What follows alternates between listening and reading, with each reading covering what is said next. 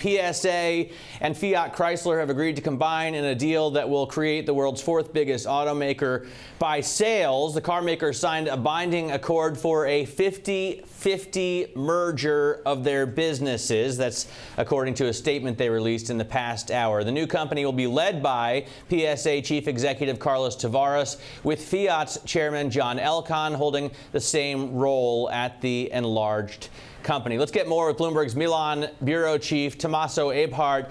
Tommaso, how much is this building on the strategy of the late Sergio Marchionne, and how important was it for John Elkann to get this done? Hi, good morning, buongiorno. I mean, today it's really, it's really an important day for the auto industry. We have discussed it for years, that this industry needs consolidation. The most vocal proponent of consolidation was Sergio Marchionne. The argument for consolidation are there, especially now that we are seeing a transformation in the industry with new technologies, with the new electric and self-driving cars, huge amount of investment. Some analysts are saying that the auto industry needs to invest in the next 5 years in new technology, something like 200 billion euros. So you need to share those investments. And this is why they are doing this combination right now, Fiat and Peugeot. What Peugeot brings to Fiat? Peugeot is bringing to Fiat essentially its expertise in a new electric platform they already developed and ready to use. What Fiat is bringing to Peugeot, essentially the American market and its iconic Jeep brand.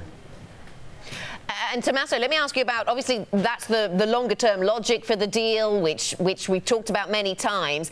We've seen the market or investors decide who they think is getting the better deal here, and we've seen share prices adjust already, haven't we? So do we expect that this is all in the price now? I know that Dongfeng is going to be reducing its stake in PSA. Is all of this news flow in the price, do we think?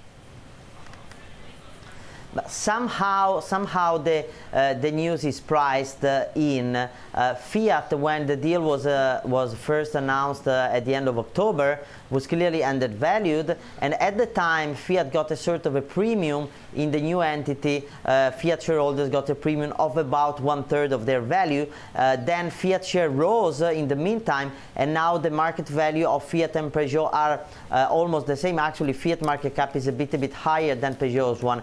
Then what's happened? It's happened also that Fiat shareholder will receive an extra dividend of 5.5 billion euros. So Fiat shareholders are also going to cash in from this deal. So analysts have said in the past couple of months that clearly Peugeot is taking the market risk of a deal with Fiat. Why for Fiat this deal is important? Also because it's getting on board Carlos Tavares. Carlos Tavares is widely recognized for being at the moment the best operator in the sector. He managed to get Peugeot and Opel to margins in Europe, which usually are the margins, profit margins made by premium car makers and not by mass car makers.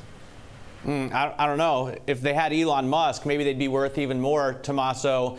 Peugeot and Fiat combined make 8.5 million cars a year, and they're only worth $46 billion. Meanwhile, Tesla makes fewer than 250,000 cars a year, and it's worth $68 billion.